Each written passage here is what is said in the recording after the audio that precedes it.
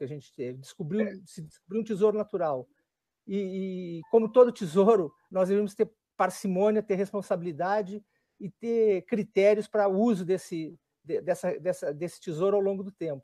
E como qualquer tesouro, ele está sujeito aos saqueadores, né? Que são aqueles que não investiram e que agora têm interesse em usufruir desse bem tão precioso para nós brasileiros. Ô Gilles, isso que você está falando lembra muito até a fala do Guilherme Estrela, que foi o geólogo, né, que da Petrobras, isso, que participou da descoberta, dizendo que essas petroleiras estão agindo como corsários, como piratas, né? Agora, eu queria te pedir, antes da gente detalhar mais, que você explicasse o que é essa cessão onerosa, né? Porque muitas pessoas não entendem. Porque, por exemplo, o que a gente viu? Existia um modelo defendido pela presidente Dilma Rousseff, que era um modelo de partilha, né? Ou seja, a Petrobras liderava a exploração, podia ter até parcerias com empresas internacionais, mas a Petrobras era operadora. Uma parte relevante do petróleo ia para a União naquela empresa nova e os recursos iriam para a saúde e educação. Aí, quando vem o golpe, as pessoas começam a falar: vamos mudar para o modelo de concessão. Mas aí, os movimentos que pelo menos eu enxerguei, o Pedro Parente cedeu algumas áreas para empresas internacionais na correria, para a Statoil, para a francesa Total, né?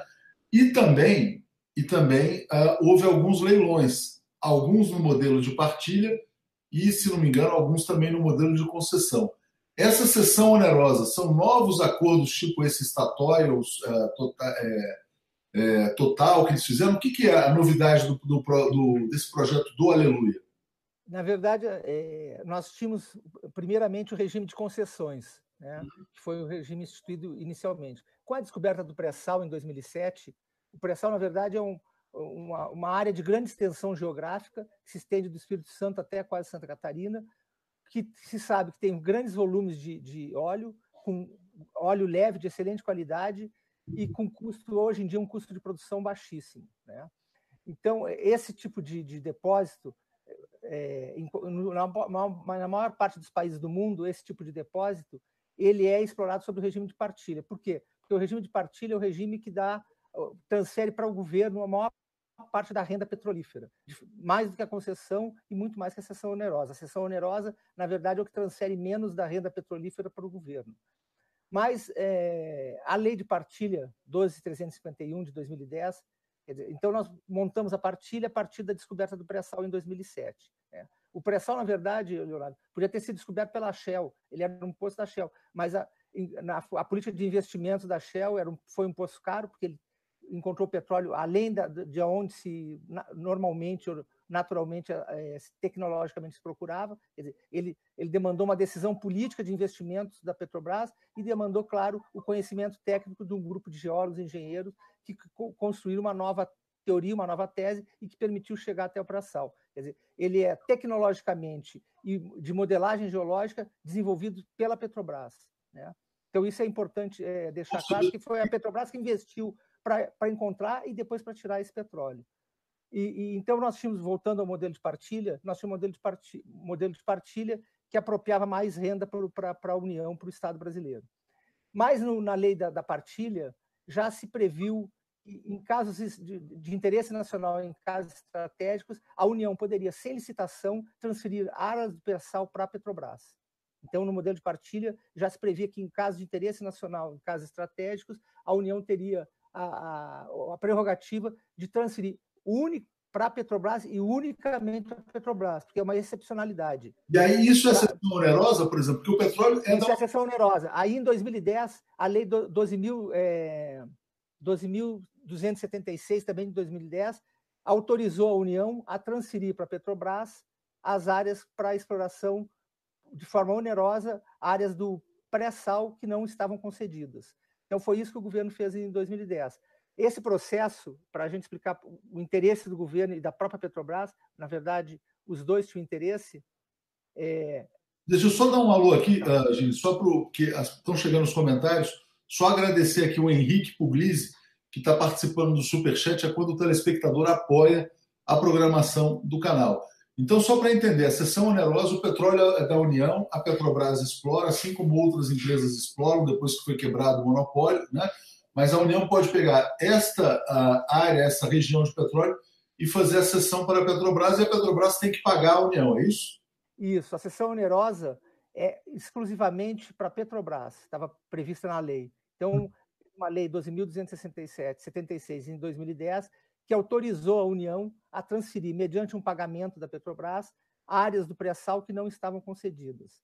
Foram 6 áreas, na verdade, porque na época o governo não tinha a dimensão do volume de petróleo que existiria nessas 6 áreas. Então, inicialmente, se transferiu 6 áreas com a decisão da Petrobras produzir 5 bilhões de barris e a pagar a União por isso. Esse pagamento, na verdade, essa cessão onerosa foi feita em função da capitalização que a Petrobras ia fazer em 2010. E o governo, como a Petrobras era a prioridade do governo, o governo não queria diluir o seu capital num processo de capitalização na Bolsa. Então, a Petrobras pagou 74 bilhões de reais para o governo. Esse dinheiro não necessariamente saiu do caixa da Petrobras, porque o governo recolocou 43 bilhões a título de capitalização. Quando a Petrobras fez a capitalização, o governo e outra BNDES entraram com uma parte da capitalização. A Petrobras captou 120 bilhões nesse processo de capitalização, sendo que 80 bilhões vieram de públicos, bancos, estados e a União. E os outros 40 bilhões vieram da iniciativa privada. Então, o processo da cessão onerosa foi um processo com uma característica muito peculiar, que foi realizado numa engenharia financeira do governo, num processo de capitalização da Petrobras, para que o governo não diluísse seu capital. Inclusive, a participação do governo capital total cresceu de 38% para 48% durante esse processo de capitalização em 2010. Porque o governo entregou essas áreas do pré-sal, é isso? Isso, entregou essas áreas do pré-sal e a Petrobras pagou por isso uma média. Como eram campos distintos e com nível de conhecimento geológico distintos, os valores do barril iam de 6 dólares a 9 dólares. Mas a média foi 8 dólares e 50. Isso que deu, quer dizer, 5 bilhões a 8 dólares e 50 deu os 40 bilhões de dólares ou 74 bilhões de reais que a Petrobras pagou ao governo para explorar esses 5 bilhões de barris nas áreas de cessão onerosa. E agora, o que o Aleluia pretende fazer? É pegar essas áreas da Petrobras e passar para outras empresas? Isso. Durante esse processo, isso aí foi em 2010, Leonardo. Então, a Petrobras pesquisando, e ela já começou a produzir, inclusive, na área da cessão onerosa. Em abril desse ano, o primeiro Búzios começou a produzir óleo já nas áreas de cessão onerosa. No segundo semestre desse ano, vão entrar mais 5 plataformas produzindo óleo nas áreas de cessão onerosa. Até o final do ano, tu vai ter só na área de cessão onerosa, esquecendo as outras áreas de partilha e de concessão, a capacidade instalada de produzir 1 milhão de barris por dia nas áreas de cessão onerosa. É impressionante, né, Gilles, o volume do pré-sal. As pessoas não têm ideia da quantidade de petróleo que tem, né? O Brasil que penou para chegar... Eu me lembro, quando o Brasil se tornou autossuficiente em petróleo, eu acho que era na coisa de 1 milhão e 700 mil barris dia, né? E agora a gente fala 1 milhão de barris na cessão onerosa, mas o pré-sal já respondendo por 50%, 60% da produção nacional. É muito petróleo que tem aí embaixo, né? Muito petróleo. Antes da descoberta do pré-sal, Leonardo, nós tínhamos uma estimativa de reservas de 16 bilhões de barris. O pré-sal, segundo estudos, aumenta isso aí para 176 bilhões de barris. É mais de 10 vezes o volume que se tinha antes do pré-sal. Para a gente ter mais uma ideia de volume, o pré-sal, em 6 anos entre a descoberta e início de produção, e atingir a marca de 1 milhão de barris, ele demorou 6 anos. A Petrobras, desde essa fundação, demorou 44 anos para atingir 1 milhão de barris. O pré-sal conseguiu em 6 anos. O interesse das petroleiras estrangeiras, ficou claro, o CEO da Shell falou que todos querem estar no Brasil, todos querem estar no pré-sal. Tem tido agora, ultimamente, teve no primeiro, eu não lembro se foi no ano passado, acho que foi no final do ano passado, licitações no Golfo do México que foram suspensas porque não havia interesse, não havia interessado. Quer dizer, o interesse está muito concentrado no pré-sal brasileiro, que foi a maior descoberta, sem dúvida nenhuma, nos últimos 50 anos, é a maior descoberta na área de petróleo e gás que a gente teve no mundo, os depósitos. Por isso que é um tesouro natural e que demorou milhões de anos para ser formado, e a gente não pode, agora em 2 anos ou 3 anos, No meio da Copa do Mundo, né? No meio de uma Copa do Mundo, o Aleluia quer fazer o quê? Porque, por exemplo, a Petrobras tem essas áreas gigantescas. Ele vai dizer o seguinte, que a Petrobras vai colocar à venda para as petroleiras, é isso? Não, eles querem transferir. Eu tinha dito, a lei é clara que diz que essa cessão onerosa é prerrogativa da Petrobras. Eles querem, alterando a lei, pegar as áreas da cessão onerosa, que a princípio tem mais de 10 a 15 bilhões de barris, e transferir para as petroleiras, e o mais grave, num próprio regime de cessão onerosa, que é o regime que menos o Estado brasileiro, as cidades, os estados e os municípios se apropriam desse recurso. Quer dizer, não vai dinheiro para o fundo, no regime de cessão onerosa, é só 10% do royalty. É diferente da participação, não tem participação especial, não tem excedente em óleo, que é o do regime de partilha, que é o que deveria ser nessa área, porque é uma área de grandes volumes e óleo de boa qualidade, de baixo risco. Então, eles além de tudo, querem passar para as empresas petroleiras estrangeiras no mesmo regime de cessão onerosa, que é o absurdo triplo. Gilles, então não é o que foi feito na capitalização da Petrobras, são outras áreas que estão fora dessa capitalização da Petrobras que também estavam previstas para ir para a cessão onerosa, é isso? Isso.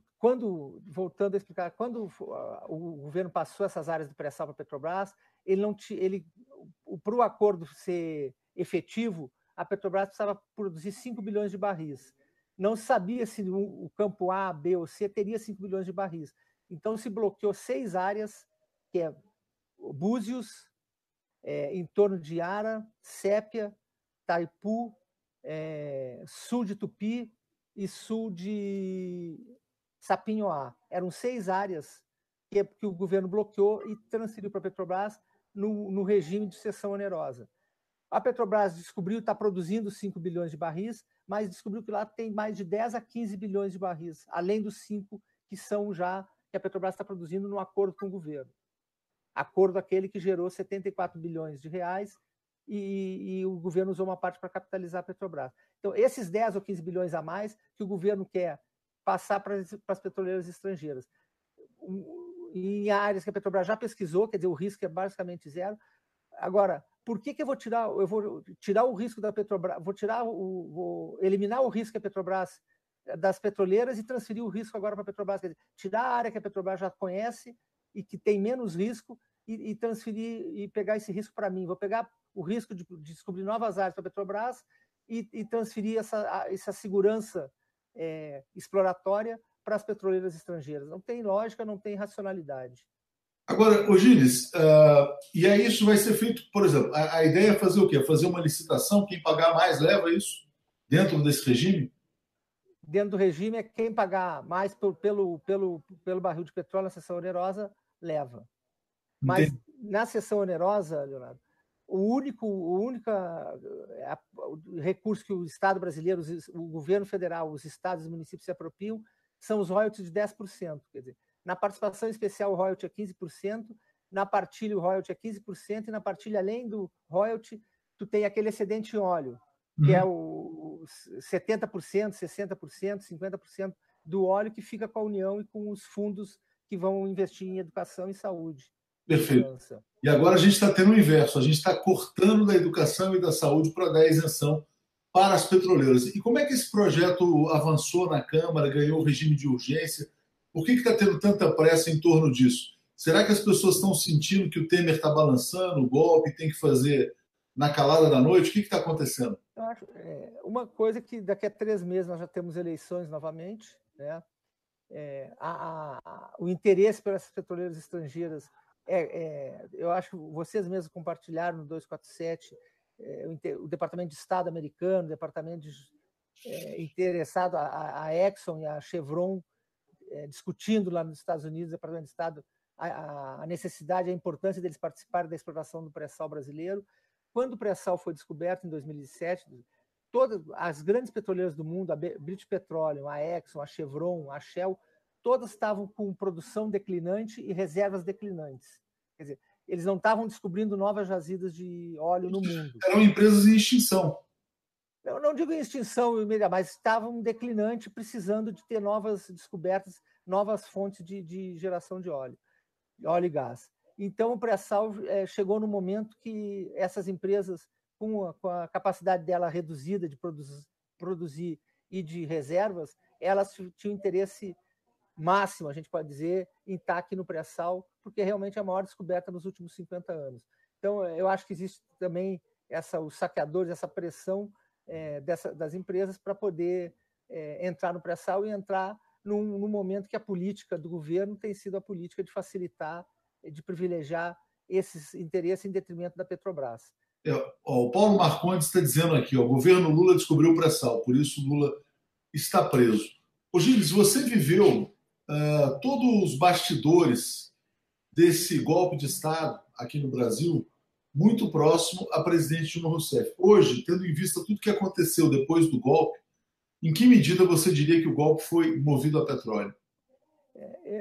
Na verdade, eu fiz alguma leitura também desses telegramas do Wikileaks, da importância do petróleo no contexto geopolítico, geoestratégico internacional. E eu vejo algumas consultorias dizendo não, o petróleo vai perder, nós temos que vender tudo logo, porque daqui a pouco ele não vai valer nada. Isso é uma falácia, né? O petróleo ainda durante muito tempo, a gente tem fontes alternativas sendo usadas e o crescimento das fontes alternativas, mas o petróleo ainda durante muitos e muitos anos vai ser um combustível importante a nível mundial. Então, não existe essa de que o petróleo, no curto espaço de tempo, como algumas consultorias dizem, vai perder valor e vai perder importância. Por isso, nós podemos ter toda a paciência do mundo para poder, de forma equilibrada, de forma responsável, transformar essa riqueza em uma riqueza do povo brasileiro e não pagar dividendo lá fora. E a gente sabe que a indústria do petróleo, ela no mundo e na história, ela foi responsável por golpes, por guerras. Quer dizer, é um combustível que a humanidade não vive e não vai viver sem ele durante muitos anos, né? Então, ele tem uma importância estratégica, não só no Brasil, mas em todo o mundo. Então, Gilles, mas, por exemplo, quando eu entrevistei a presidente Dilma, nessa fase de interinidade, né, de transição, quando ela tinha sido afastada pela Câmara, mas não pelo Senado, ela avisou, olha, a primeira coisa que vão mexer vai ser na questão do petróleo. Ela já tinha essa consciência de que isso aconteceria.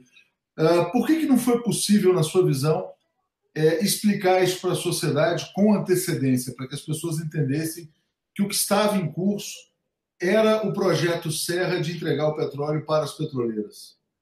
Na verdade, tem o relato da procura de políticos brasileiros na Embaixada Americana e visita aos Estados Unidos, onde o tema do petróleo, o tema da mudança do marco regulatório, quer dizer, preocupava muito esses países, particularmente os Estados Unidos, a Inglaterra, a Petrobras como operadora única no pré-sal, né? Pelas características do pré-sal, baixo risco, altos volumes de petróleo. Só para a gente ter uma ideia, antes do pré-sal, os geólogos e engenheiros da Petrobras, quando encontravam um poço que produzisse 7 mil barris, eles davam um pulo, comemoravam, tomavam uma champanhe. Agora, no pré-sal, os poços dão 30 mil barris, 27 mil barris, quer dizer, é uma produção a nível de países do Oriente Médio, né? Então, nós tínhamos a percepção de que a luta pela manutenção do pré-sal e a luta pela manutenção desse combustível, dessa riqueza, desse tesouro nacional, não era uma luta fácil, né? A gente ia enfrentar interesses aliados a grupos brasileiros, mas interesses internacionais muito fortes e muito focados na questão do petróleo, na questão da indústria do petróleo. A indústria do petróleo, se a gente for falar em números, ela não tem comparação com a Embraer, quer dizer, o preço da Embraer é o preço do investimento em 10 postos de petróleo. Então, a indústria do petróleo é uma indústria que movimenta bilhões, trilhões de dólares por ano, né? É uma indústria, realmente, talvez a indústria de maior peso na economia do mundo. Então, Gilles, a gente sabe disso, as pessoas começam a ter a consciência de que tudo isso foi um ataque à soberania nacional, de que a Dilma foi golpeada em função do petróleo, mas se esse processo continuar, sessão onerosa, leilão de partilha, o parente já entregou vários campos sem licitação e ninguém contestou absolutamente nada, uma coisa escandalosa, Daqui a alguns anos, qual que vai ser o tamanho da Petrobras em relação às petroleiras internacionais? A Petrobras vai ser a força dominante ou não? Ou a gente vai ter a Shell produzindo mais no Brasil do que a Petrobras, a Exxon, a Chevron? Nesse ritmo, nós vamos ter as petroleiras estrangeiras produzindo mais do que a Petrobras, e o processo mais grave, tão grave quanto a entrega das áreas do pré-sal, é o processo de desverticalização, quer dizer, de tirar a empresa de petróleo. As grandes empresas de petróleo no mundo e as estatais, mas elas trabalham do posto à exploração e produção, da produção do óleo até o posto de combustível, refinaria. Quer dizer, isso como é um setor intensivo em capital, é importante a empresa ser verticalizada, ela ter não só o produto bruto, mas ela também atuar em várias etapas da cadeia, que é o produto beneficiado. E que, inclusive, isso nós estamos deixando de fazer com a venda das refinarias. Nós estamos colocando o preço do combustível a um preço que está viabilizando a importação de diesel e de outros derivados, e fazendo com que as nossas refinarias fiquem com capacidade ociosa. Quer dizer, tu vai desverticalizar, vai vender os ativos da Petrobras e ainda vai reduzir drasticamente a participação dela nas áreas do pré-sal com essa política. A seção onerosa tem mais, o excedente da Petrobras tem mais de 10 a 15 bilhões inicialmente, pode até ter mais, e tu querer passar isso para empresas estrangeiras. Agora, Gilles, eu conheço, por exemplo, alguns prefeitos aí do Rio de Janeiro, nessa região do petróleo, e alguns defendiam a abertura. Por quê? Porque o que eles diziam? Que a produção de petróleo ia crescer mais rápido, eles iam ganhar mais royalties, iam ter mais dinheiro, tal, e eles não ligavam muito se quem ia produzir era a Petrobras ou eram outras empresas. Uma pergunta assim meio extremamente leiga, mas vamos imaginar. O Brasil produz, sei lá, 3 milhões de barris de petróleo. Aí, de repente, daqui a 5 anos, ele está produzindo 6, 7, ainda que sejam, vamos dizer assim, 4 da Petrobras e 3 de empresas estrangeiras. Essa produção muito maior, ela não estaria também gerando benefícios para o país, na medida em que o país seria mega ultra superavitário, né, nas contas externas, teria uma moeda mais valorizada? É isso que eu queria te perguntar como leigo, porque eu já vi muito prefeito, inclusive que era da base de sustentação do governo, da presidente Dilma, defendendo a abertura. Primeiro, o regime. Se essa exploração for no regime de partilha, tu vai ganhar 10, os estados, os municípios, e através dos fundos, vão receber 10 vezes mais, 10, 15 vezes mais do que no regime de cessão onerosa. Se for no regime de concessão, vai receber 4, 5 vezes mais do que na cessão onerosa. Se for na cessão onerosa, é o pior quadro de transferência da renda petrolífera para o Estado brasileiro. Estado brasileiro, leia-se povo brasileiro, municípios, estados e a União, o governo federal. Quer dizer, o pior cenário é da cessão onerosa. O pior cenário de transferir renda da indústria petrolífera para a população brasileira é a cessão onerosa. Depois a concessão e, por último, que tem mais ganho é a partilha. Mas sem discutir o modelo, discutindo simplesmente a questão de ter empresa estrangeira participando aqui, sem a empresa estrangeira sendo operadora, vamos dizer assim, no campo de pré-sal, e não necessariamente a Petrobras. Para a prefeitura, o que vai acontecer aqui? As empresas estrangeiras vão pagar dividendos fora do país. A Petrobras tem acionistas fora do país, mas ela paga dividendo aqui dentro do país. Ela internaliza o recurso gerado pela renda do petróleo, coisa que as empresas estrangeiras não fazem. Ela gera emprego, muito mais emprego aqui. Né? Ela desenvolve, ela sendo operadora, a operação é importante, Leonardo, porque é através da operação que tu cria a tecnologia de poder explorar esses poços e cada vez mais profundos. Então, é importante a operação. Por que os outros querem ser operador junto com a Petrobras? Porque eles querem passar a ter a tecnologia que a Petrobras demorou 30 anos, 20 anos para desenvolver, eles querem em 1 ano a transferência dessa tecnologia da Petrobras para eles. Por isso eles querem ser operadores também. Agora, também tem a questão da cadeia produtiva, né? Por exemplo, que a Petrobras ela tinha todo o processo de verticalização, de encomendar sondas, plataformas, tudo isso aqui no Brasil, tudo isso está acabando, né? Está acabando. O conteúdo local, quer dizer, o outro eixo dentro daquele de vender rapidamente os ativos, vender o maior número de áreas, essas licitações que houveram agora, e que eles ainda querem fazer da cessão onerosa, que foi a segunda, a terceira e a quarta do regime de partilha, a 14ª e a 15ª do regime de concessão. e ainda querem fazer a cessão onerosa e mais 2 no ano que vem. Isso prejudica a indústria nacional, atinge de morte a indústria nacional, porque ela não consegue produzir num curto espaço de tempo, ela consegue atender a demanda de todas essas sondas, todos os equipamentos, geradores, materiais utilizados na indústria do petróleo. Então, a gente vai asfixiando, quer dizer, quanto mais rápido tu for querer produzir aqui, mais tu vai asfixiar a indústria nacional, porque ela não vai ter capacidade imediata de atender uma demanda tão intensa, e que não precisa ser intensa. Tu poderia ter um nível porque esse petróleo não vai perder valor a nível mundial nos próximos 50 anos.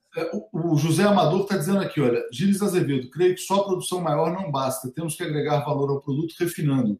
Não estou correto? Assim como o minério da antiga estatal Vale do Rio Doce, né, o que ele comenta aqui.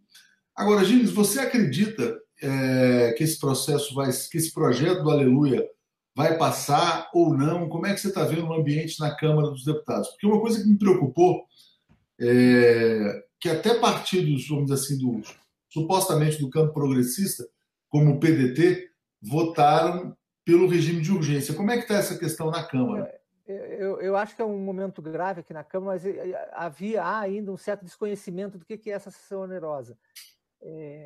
O regime da sessão onerosa, que está no substitutivo que foi apresentado pelo ex-ministro Fernando Bezerra, ele vai tirar, só para a gente ter uma ideia, o Rio de Janeiro vai perder 80 bilhões em arrecadação, Estado e município. E no Brasil, os municípios, porque tem aquela lei que prevê uma distribuição mais equitativa, o resto dos estados e municípios vão perder 500 bilhões. Eu acho que as pessoas não tinham se dado conta que só de repasse para estados e municípios são R$500 bilhão que vão deixar de ser repassados se esse projeto for aprovado na Câmara dos Deputados. Cadê os governadores, cadê os deputados, cadê os senadores, cadê o Pezão protestando, por exemplo? Por que todo mundo fica tão silencioso? Porque a impressão que passa, Gilles, é o seguinte, é que o dinheiro das petroleiras deve estar correndo solto, é uma coisa, não quero fazer nenhuma insinuação, mas a gente não entende o silêncio geral. Eu também não posso, mas eu acho que uma parte, o substitutivo, eu acho que pouca gente tinha se dado conta que a sessão onerosa traria um prejuízo para repasse para estados e municípios tão grande. Eu acho que essa semana e o dia de hoje, amanhã, vai ser importante para a gente conseguir convencer ou transferir para os prefeitos, para os governadores, a perda que esse projeto vai causar aos estados e aos municípios que estão tão carentes de recursos. E o Poder Judiciário? O Poder Judiciário não poderia se manifestar em relação a isso? Nós estamos avaliando, mas existe uma questão, como não virou lei ainda, tem uma dificuldade de tu entrar na justiça com uma coisa que não é... Quando é uma medida provisória, a gente pode... É mais fácil, porque a medida provisória está em vigor no momento da sua edição pelo presidente. Os projetos de lei, e mesmo os em regime de urgência, eles não são lei ainda. Então, tu cria uma certa dificuldade de encontrar um melhor instrumento jurídico que possa impedir esse tipo de... E a gente sabe que depois de votado, depois de aprovado, fica mais difícil tu voltar atrás, né? Tu obter algum resultado na justiça. E depois também, aí, até o presidente que vier assumir, ele vai ser acusado de quebra de contrato também, né? De quebrar contrato. Por isso que é tudo muito importante, é importante resolver antes. Agora, o Temer, né? A gente vê o Temer, o cara, vou falar, não estou querendo te pedir para referendar isso, mas na minha opinião ele roubou a presidência da presidente Dilma Rousseff. Né? O golpe foi uma conspiração para assaltar o poder. O cara é rejeitado por 98% da população brasileira. Todo mundo sabe que ele é ilegítimo. Né? E aí o cara faz isso em plena Copa do Mundo, né? Quando o Brasil está anestesiado, é muito esquisito, é muito estranho. O Ray está participando aqui do Superchat, ele está fazendo uma doação de R$ 2,47. Então, obrigado. Mas, Gilles, é muito estranho a gente ter um governo ilegítimo, né, fazendo isso na calada da noite e as forças da sociedade não estarem reagindo. E o substitutivo aqui no Congresso é muito grave, e eu acho que não é só... Tem a Copa do Mundo, mas nós temos eleições daqui a 3 meses. Fazer uma mudança dessa numa indústria que tem esse peso na economia do país, entendeu? No mínimo uma irresponsabilidade. Quer dizer, a gente teria que tratar com isso com mais seriedade, com mais parcimônia, porque como eu disse no início, é um tesouro natural que demorou milhões de anos para ser, que está no nosso, por uma condição geológica específica, está no território nacional, está no território brasileiro, quer dizer, ele é propriedade do povo brasileiro, né? E é um crime, na verdade, contra a Petrobras e contra o povo brasileiro, nessa velocidade que tu está entregando essas áreas e direcionando para as petroleiras estrangeiras. Os petroleiros vão se movimentar da Petrobras? Não? Vai ter, tipo, movimentos aí no Congresso nesses dias? Acho que sim. A FUP, a EPET, a Associação de Engenheiros, a Federação Única dos Petroleiros, os sindicatos, estão todos mobilizados. Na verdade, né, não havia uma expectativa de que que fosse ser tão que o regime de urgência fosse ser aprovado na semana passada e que o tema já tivesse na pauta para votação amanhã. Né? Votação amanhã já? Já está na pauta de amanhã para votação. O Rodrigo Maia botou para amanhã. Rodrigo Maia botou para amanhã. Os deputados ainda devem ter uma reunião com o presidente da Câmara, porque realmente essa parte que a sessão onerosa retira recursos de estados e municípios num volume, e particularmente o Rio de Janeiro, 80 bilhões, eu acho que os deputados não tinham tido a percepção do prejuízo que eles vão estar causando aos estados e municípios votando a aprovação desse projeto. Isso é uma questão federativa, mas a questão principal é a questão da soberania nacional, a questão de que por que essa área é importante para a Petrobras? Porque a Petrobras já pesquisou, a Petrobras sabe que lá tem 10 a 15 bilhões a mais de barris, sabe onde está, sabe como tirar. Quer dizer, não tem. Até o Pedro Parente, agora o Ivan Monteiro falam nos acionistas. Os acionistas vão cobrar, eles tinham que estar lutando para permanecer com essas áreas. Se eles valorizam tanto os acionistas da Petrobras, seria o caso deles não aceitarem, em hipótese nenhuma, que essas áreas fossem retiradas da Petrobras. Claro. Se o discurso é dos acionistas, não, nós estamos sempre pensando nos acionistas, por isso precisamos aumentar o preço da gasolina toda semana. Então, se eles estão pensando nos acionistas, eles não podiam abrir mão dessa área. Eles tinham que lutar de todas as formas para essas áreas permanecerem com a Petrobras. É área de óleo leve, grandes volumes, pequeno risco.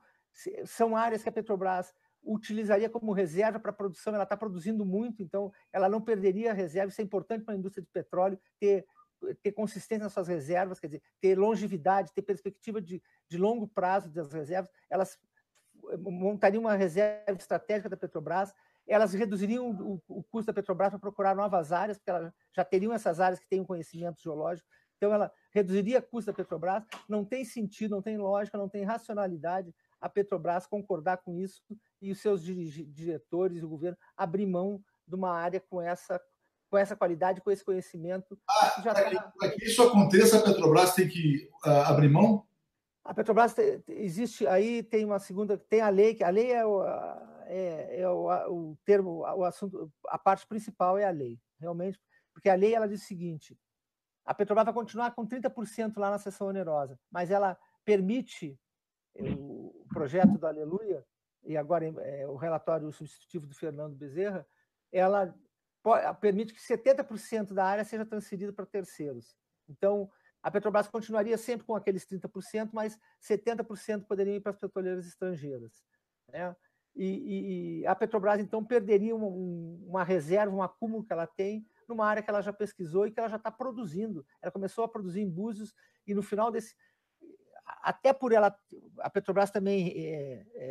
É óbvio que as pessoas têm preocupação com o seu investimento, com os seus custos. A Petrobras priorizou investimentos nessa área de seção onerosa, porque como ela é a área que paga menos, ela remunera menos o Estado, através só dos 10% de royalty, ela então é o melhor investimento que poderia ter. A seção onerosa, de todos os investimentos de partilha, de concessão, é o melhor investimento. Então a Petrobras priorizou essas áreas. Por isso que ela está conseguindo já no final do ano ter 1 milhão de metros cúbicos podendo ser produzido, capacidade de produção de 1 milhão de metros cúbicos nessa área. E ela está investindo, ela já está com as encomendas e vários produtos prontos para poder produzir na área da seção onerosa. Não tem sentido. retirar essas áreas da Petrobras. Eu vou resumir tudo isso que você falou aqui num comentário da Rosana Escorteganha, dizendo: meu Deus, que absurdo, né? Porque realmente é uma situação absurda. Mas aí eu vou te colocar uma questão que as pessoas às vezes não compreendem. Quando você, por exemplo, sai de um modelo em que a Petrobras é a força dominante, a empresa integrada, constrói novas refinarias, domina todo o ciclo de produção e determina o preço em reais, né, você tem um modelo que favorece o trabalhador e a sociedade brasileira. Quando você tem todas as petroleiras atuando aqui dentro, nesse mercadão, e você põe o preço internacional, o fato também de estar se abrindo geral, ele gera fenômenos como essa greve dos caminhoneiros, né? Porque a conta é transferida para a sociedade, né? Todo mundo tem que pagar um preço absurdo, aí o gás de cozinha aconteceu o que aconteceu, o óleo diesel aconteceu, a gasolina o pessoal não protesta, né? Porque é o dobro do que se pagava no governo da presidente Dilma, e não tem uma correlação entre as coisas, não? Tem uma correlação essa abertura da forma que está sendo feita é para reduzir o papel da Petrobras na indústria do petróleo no país. Quer dizer, fertilizantes. A Petrobras atua na cadeia e é fundamental que atue, essa não é uma prerrogativa, uma coisa que a Petrobras escolheu fazer assim. A indústria do petróleo no mundo age assim, trabalha dessa forma, verticalizada, atuando em vários elos da cadeia. Nós não podemos voltar ao modelo exportador primário da colônia, que é, na verdade, o que vai acontecer. A gente vai voltar ao modelo exportador primário da colônia. Vamos exportar óleo e vamos comprar querosene, óleo diesel, gasolina, nafta. Plataforma, sonda. Plataforma, sonda. Quer dizer, a política de conteúdo local construída pelo governo Lula já foi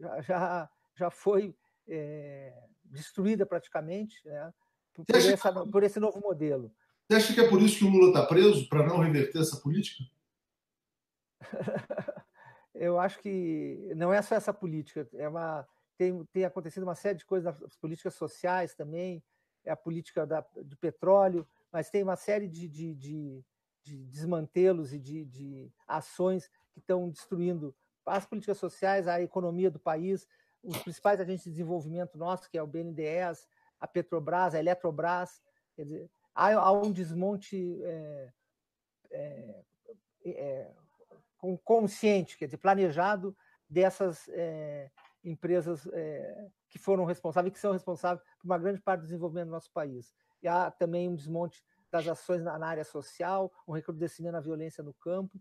Então, a gente está vivendo um momento difícil no Brasil e, em particular, na área que eu trabalhei, que é no Ministério de Minas e Energia, a Eletrobras e a Petrobras estão sendo alvo aí de um processo de desmonte e de transferência desses importantes instrumentos de desenvolvimento, que é a energia, né, transferindo para grupos internacionais.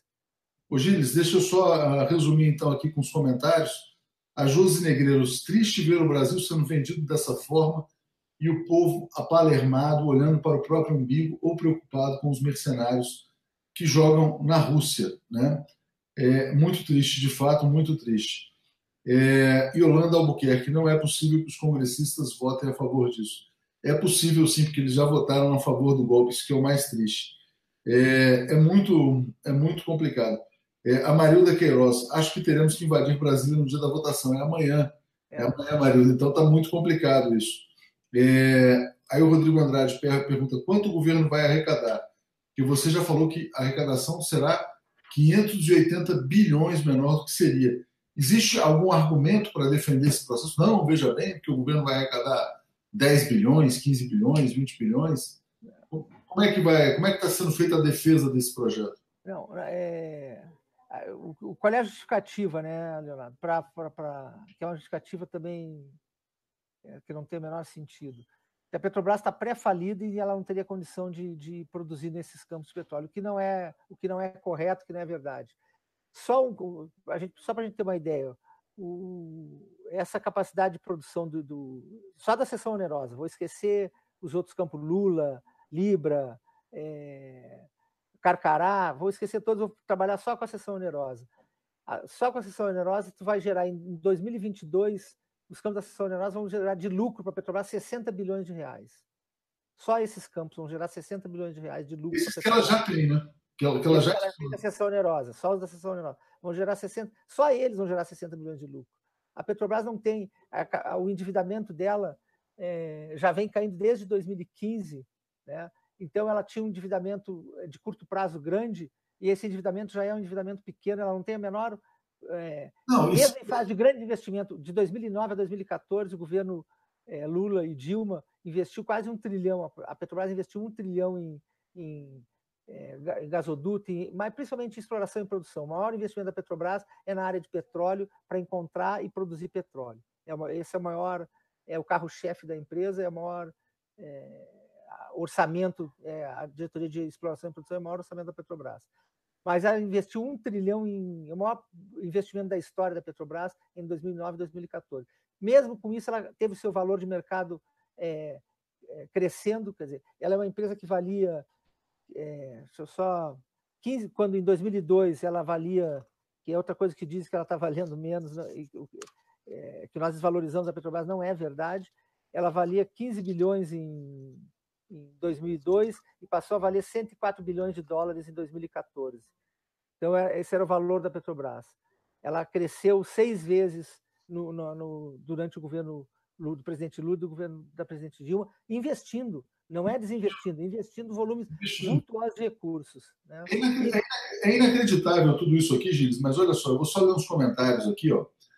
O César Jacinto, estou aqui pasmo e como entender um povo que permite esse desmonte e a total traição com o próprio país. É um povo manipulado pela mídia, né? Diz aqui o Rinaldo, é muita ignorância e muita manipulação da mídia. Mídia podre, diz aqui o Paulo Marcondes, todos sendo manipulados pelo povo brasileiro. Eu me lembro, Gilles, esse mito, essa coisa da Petrobras quebrada, de que sozinha ela não conseguiria investir, isso vinha nessa imprensa corporativa há muito tempo. Reportagens na revista Exame, da Abril, reportagens no Globo. Né? Eu me lembro muito de uma capa da Exame dizendo que se a Petrobras não abrisse para os estrangeiros, ela quebraria. E fora os especialistas que a mídia contrata, né? Os sabidões em Minas e Energia, petróleo, que tem que repetir esse discurso de que sozinha, primeiro que o petróleo não valeria nada, né?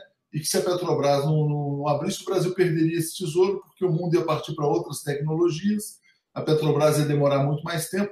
E aí tem um ponto importantíssimo que você falou, se o poço ele tem um custo de produção já dominado pela Petrobras e uma renda alta, é evidente que é possível estruturar mecanismos de financiamento, né, em que todo o projeto é sustentável.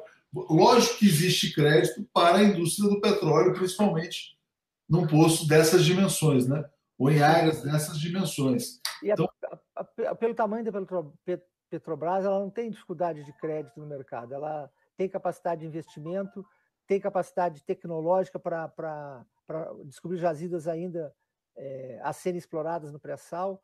Então, ela não teria qualquer solução de continuidade por falta de recursos. Eu não tenho dúvida disso. A meu ver, Gilles, esse golpe foi todo organizado lá no IBP, o Instituto Brasileiro do Petróleo, que é o que reúne as multinacionais do petróleo, sediado no Rio de Janeiro, né? Evidentemente contando com participação aí de setores do Judiciário, Embaixada dos Estados Unidos, amplos setores do Parlamento, e a gente está vivendo essa situação, né? Cabe a nós aqui denunciar. Agradeço muito aqui a Vânia, que também está participando do Superchat. Queria dizer que a gente vai estar toda segunda-feira defendendo essa campanha sobre o petróleo nosso. Vamos continuar, e não só às segundas-feiras, né? Sempre que a gente tiver a oportunidade de trazer novas entrevistas, a gente vai falar para trazer mais informações. O que você acha que as pessoas podem fazer, além de compartilhar esse nosso papo? O que você acha que é possível fazer para evitar essa tragédia nacional amanhã? Eu acho que mandar um e-mail para os seus deputados, entendeu? Pressionar os deputados, senadores, mostrando que o projeto é um projeto contra o interesse, contra a soberania nacional, contra a economia do país. Ele é ilógico e irracional, é aquilo que eu estava dizendo, né? A Petrobras, mesmo do ponto de vista da direção da Petrobras, ela tem colocado que o foco dela é o acionista. O acionista não pode ter prejuízo, o acionista tem que ganhar lucro máximo para os acionistas. Dentro dessa lógica, eles não poderiam, em hipótese alguma, abrir mão da seção onerosa. é a área de maior lucratividade deles, eles têm garantido esse por lei. Uma coisa que eu não falei, na verdade, que é importante, Leonardo, em 2014, o governo passou essas áreas, via uma resolução do CNPE, essas áreas que compõem a seção onerosa, que não eram 5 bilhões de barris, o restante da área, uma resolução do CNPE durante o governo Dilma passou essas áreas para a Petrobras, via partilha, mudando para o regime de partilha. E o TCU não concordou e não autorizou a assinatura do contrato. Então, tem uma resolução do CNPE de 2014, né, que transfere para a Petrobras toda a exploração das áreas que não estão concedidas dentro da seção onerosa, transferia para a Petrobras pelo regime de partilha. O TCU não autorizou a assinatura desse contrato. Então, é inacreditável. É inacreditável. Mas, enfim, olha, pelo menos o tempo vai passando e as pessoas vão entendendo com mais calma quais foram os motivos do golpe contra a presidente Dilma Rousseff, né? Esse golpe fica cada vez mais claro que ele foi todo movido a petróleo. Ô, Gilles, eu queria muito agradecer a sua participação aqui, dizer que a gente está à disposição sempre que você tiver informações novas, vamos voltar, podemos entrar no ar sempre a qualquer momento, né? Agora que a gente descobriu esse Hangout Soner, está chegando aí a Brasília agora o Paulo Moreira Leite, ele vai também fazer uma entrevista aí com o Paulo Pimenta sobre a questão das fake news, né? Que é outra questão. Amanhã tem uma comissão geral aqui na Câmara sobre fake news. Exatamente, porque o pessoal quer perseguir os veículos que justamente denunciam esse tipo de coisa que a gente está denunciando. O mecanismo verdadeiro é muito pesado, viu? Esse mecanismo existe e as pessoas um dia ainda entenderão qual é a lógica dele. Mas, enfim, olha, muito, muito importante tudo que você falou. Vou pedir para todo mundo compartilhar, evidentemente, quem puder se inscrever na TV 247 e te agradecer por ter dado essa aula aqui sobre esse modelo de petróleo. Gilles Azevedo, né? Enfim, coordenador da assessoria técnica na liderança do PT, geólogo, foi ministro de Minas e Energia, assessor especial da presidente Dilma Rousseff também. Eu peço desculpa aí para quem nos acompanhou, porque às vezes eu falo rápido demais, então... Não, você falou muito bem, foi muito claro.